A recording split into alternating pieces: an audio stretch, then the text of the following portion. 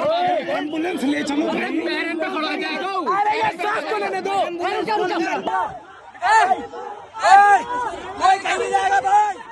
Social media पर ये video अगर राशिद दिखा पाएँ, ये वीडियो कल बहुत वायरल हुआ। 24 अगस्त का ये वीडियो है। एसएससी का प्रोटेस्ट होता है।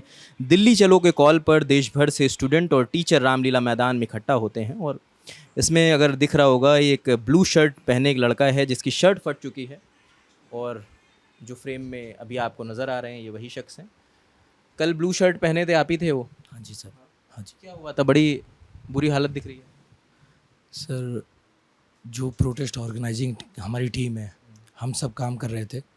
तो आपको पता ही होगा कि सारे लोग वहाँ पर बैठे और टीचर हमको सपोर्ट कर रहे हैं।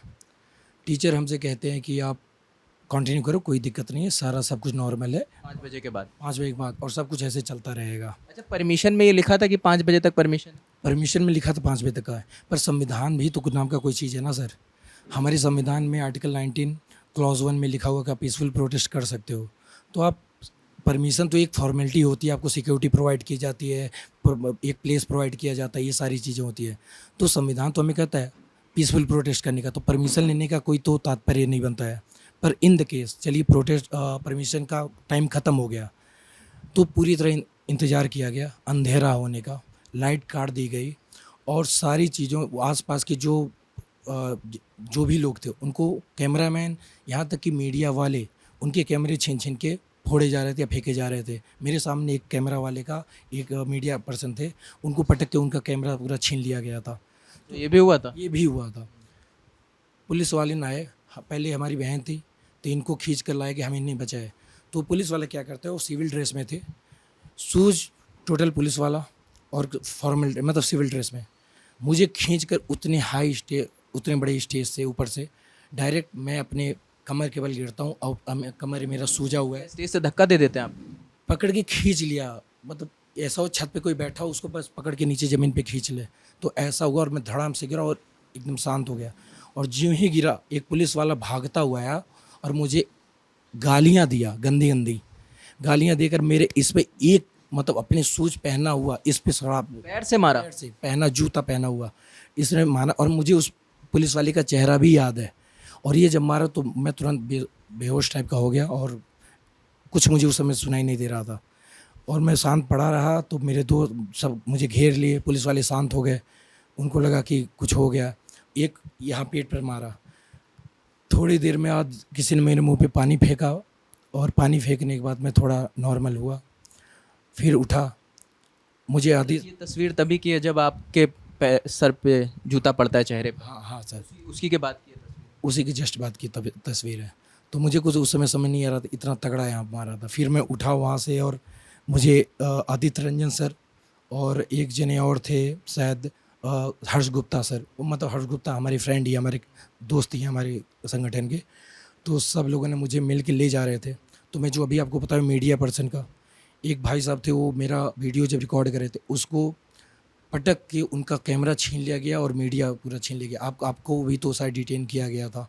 तो बहुत ख़राब कंडीशन था। तस्वीर जो ये बता रहे हैं, हमने कल रात में भी इसकी वीडियो एक जारी करी थी कि रात का समय था, कम लोग थे, मीडिया पर्सनल कम थे जो उस चीज़ को कवर कर रहे थे। हम सबको अंदेशा था कि पुलिस, जिस तरह से पुलिस बल वहाँ पर बढ़ रहा था, कि वो बल प्रयोग करेंगे, और उन्होंने किया।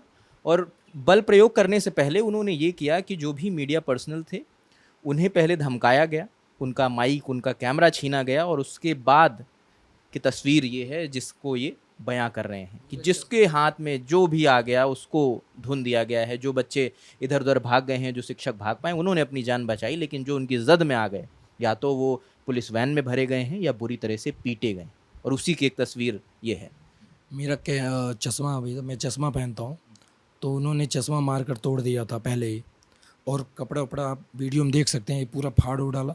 मैं वहाँ से निकला तो एक मेरे अनुज हैं, फ्रेंड है, वो मुझे साइड में लाए और वो मेरा चश्मा खोजने चले गए।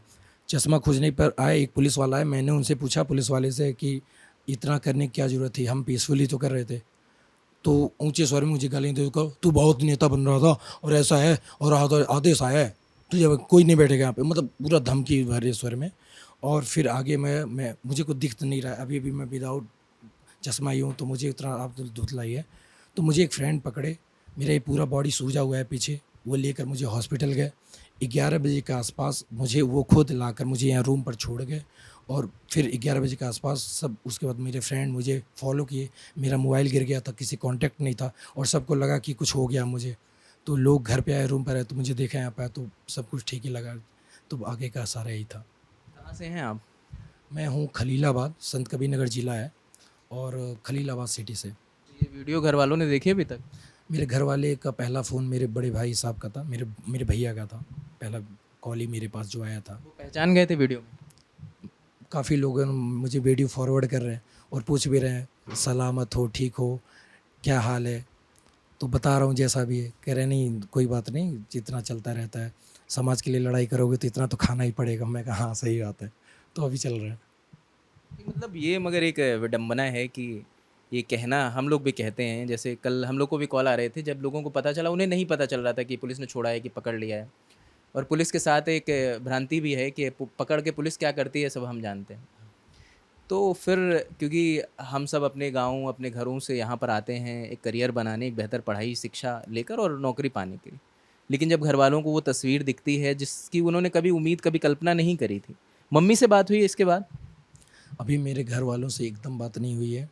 मैं मोबाइल अपना स्विच ऑफ करके रख दिया था। जब भैया कॉल है उसके बाद मैं थोड़ा सा डिस्टर्ब हुआ कि बात, फ़ोन ऑन किया है? मैंने उनको मना कर दिया, अभी घर पे ना बताइएगा, 1-2 दिन बाद बता देंगे जब थोड़ा बॉडी नॉर्मल हो जाएगी। वो भी, उनको भी मैं परेशान नहीं करना चाहता। उनके भी सपने हैं कि मेरा बेटा कुछ बन के आएगा और कल को मेरा वीडियो देखते इनको, उनके बेटे को पुलिस वाले प्रशासन मार रही है और सिर्फ अपने हक के लिए।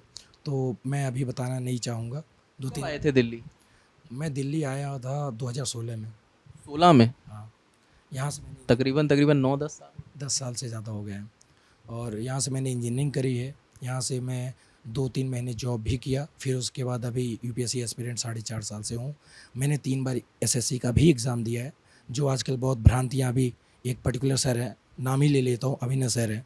अब वो कहते हैं कि अब यूपीएससी वाले आकर एसएससी वालों का लीडर बन रहे हैं।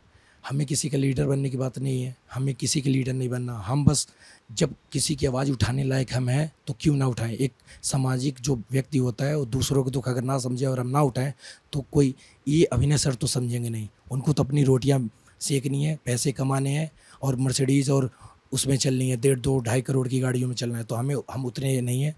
हमें ये पता चला कि टीचर साइडलाइन हो गए, बच्चों का प्रशासन में कोई आवाज़ उठाने के लिए है नहीं। तो हमारे दोस्त सारे मिलकर ये कोशिश करें क्यों ना हम उठाते हैं, क्योंकि हम उसी फेज से गुजर रहे हैं। इस यूपीएससी के में भी प्रॉब्लम चल रही है। तो ये हम भी सोचे कि यार एसएससी का एग्ज़ाम हम भी दे रहे हैं और यूपीएससी में ठीक हमारा फोकस यूपीएससी टाइप का है, पर हम कर सकते हैं। और हमें पता है कि जितने एसएससी के एस्पिरेंट है, एसएससी स्टूडेंट है, उनको जेन्युइन ही लड़के चाहिए। उनको लीडर, ये टीचर जैसे लीडर अभिनय सर और बाकी जो लीडर अपने आप को घोषित कर रहे हैं, ऐसे लीडर नहीं चाहिए उनको। उनके चाहिए जेन्युइन, उनका कंसर्न पूरा हो, उनकी मांगे पूरी हो, उनके साथ जो प्रॉब्लम हो वो ख़त्म किया जाए। ये चीज़ हम ये तो बार बार दोहराया जा रहा था ना कि ये प्रोटेस्ट सिर्फ एसएससी का नहीं है, ये रेलवे का भी है और तमाम जो भी वैकेंसीज निकलती हैं। तो मतलब वो तो कह रहे थे इंस्टीट्यूशन लेवल पे हमें रिस्ट्रक्चरिंग चाहिए। यही तो समझने की बात है। पूरे दिन हमने जब वहाँ पर थे तो अलग अलग बैनर लगे, आप देखे होंगे, एनटीपीसी के भी लगे, रेलवे के भी लग रहे थे, एसएसबी के भी लग रहे थे, बहुत पोस्टर लगे हैं। तो किसी एक यूपीएससी के बच्चों को टारगेट करना, और यूपीएससी नहीं, सब एसएससी देते हैं यहाँ पर। मेरे पास फॉर्म है, मेरे पास एग्जामिनेशन सेंटर का मेरे पास एडमिट कार्ड है, ठीक है। तो क्या है ना कि जब बांटो और राज करो की राजनीति है तो अभिनव सर, उनके वीडियो आप देखो ना, मैं तो इतना ओवर एक्टिंग करते हैं, मैं किसी को बोल दूं तो अभी गुस्सा लग जाएगा। ओवर एक्टिंग करते हैं यार। वो नॉर्मल बच्चा सीधा साधा होता है तो उनको लगता है हम चरा ले जाएंगे, पर यूपीएससी वाले हम हैं। और हम लोग का एसएससी के साथ भी एग्ज़ाम देते हैं और एसएससी के साथ भी हमारा अभी भी एग्ज़ाम देते हैं। इस साल मैंने फॉर्म डाला हुआ है, बस एग्ज़ाम नहीं दिया है मैंने। तो डिवीज़न करना बंद कर दे, हमें अपने टीचरों से यही गुजारिश है। और कुछ। पिताजी क्या करते हैं? मेरे पिताजी किसान हैं और मेहनत करके मुझे किसी तरह, हमारे भाइयों, मेरी बहन भी यही इंजीनियर है, तो पढ़ा लिखा रहे हैं किसी तरह। हाँ, इंजीनियरिंग से इधर आ गए आप, कलेक्टर बन गए। सर इंजीनियरिंग में थे तो उस समय पर क्या हुआ कि कुछ सामाजिक, मुझे लगा कि इंजीनियरिंग रिलेटेड इंटरेस्ट आ नहीं रहा था। मैं सिविल इंजीनियर हूँ तो वहाँ, मैकेनिकल। हाँ, तो इंजीनियर आप समझ सकते हैं।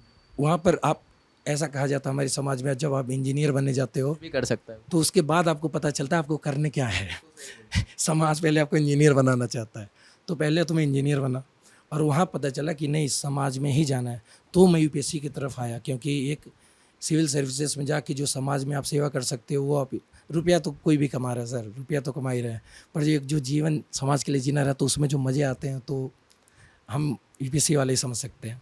बिल्कुल, ये विकास थे। और सोशल मीडिया पर कल हम जब यहाँ आए तो हमें ये जानकारी नहीं थी कि वो तस्वीर विकास की है, लेकिन चलते चलते चर्चा हुई तो ये बातचीत इसलिए भी ज़रूरी थी कि हम लोग अपने गांव, अपने शहर से दिल्ली आते हैं, एक बड़े महानगर में आते हैं, छोटे छोटे कमरों के हम ज़्यादा पैसे देते हैं। हम अपने घरों में बड़े सुकून से रह रहे होते हैं, बड़े कमरों में रह रहे होते हैं, मगर वो सपने होते हैं जो हमें दिल्ली लाते हैं और छोटे छोटे कमरों और तंग गलियों में हम रहते हैं और फिर एग्ज़ाम की तैयारी करते हैं। और उसके बाद जब ये तस्वीरें आती हैं तो उसको लेकर सवाल ज़रूर उठना चाहिए और उन हुक्मरानों, उन ज़िम्मेदारों को इसका जवाब भी देना चाहिए कि अगर देश के युवा के साथ ये बर्ताव किया जाता है तो उसका आखिर ज़िम्मेदार कौन है।